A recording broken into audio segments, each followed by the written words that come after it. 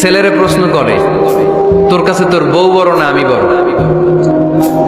আছে না নাই? এটা একটা প্রশ্ন হইলো। তোর বউ বড় না আমি বড়? দুইজনেই বড়। তো এক ছেলে সুন্দর উত্তর দিছে, আমার কাছে ভালো লাগছে উত্তরটা শুনে। এক মা প্রশ্ন করছে, তোর এতদিন আমি লালন পালন করে বড় করলাম, জীবন যৌবন তোর জন্য শেষ করলাম, আজকে বউ পাইয়া বউ তোর আপন হয়ে গেল। এবার ছেলে উত্তর দিছে, মা, আমার মুখ থেকে মা ডাক শোনার জন্য তুমি কি কষ্টটাই না করছো জীবনে।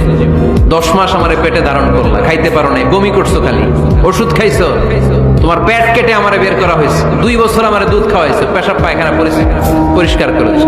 বয়স যখন 3-4 তখন তোমার আমি মা ডাকছি, এই মা ডাকটা শোনার জন্য তুমি এত কষ্ট করছো। আর আরেকবারের মাইয়া এই ঘরে আইসাই তোমার মা ডাকা শুরু করছে। যেই মেয়েটা তোমারে মা ডাকে সে আমার আপন হবে না কেন মা?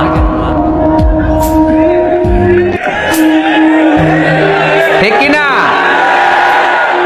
এই মা ডাক শোনার জন্য তুমি এত কষ্ট করলা, আমার লালন পালন করলা, 10 মাস পেটে ধরলা, পেশাব পায়খানা পরিষ্কার করলা, এরপরে মা ডাক শুনতে পারছো।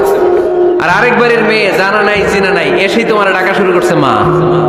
তো যে আমার মারে মা ডাকে তার স্থান তো আমার কলিজায়।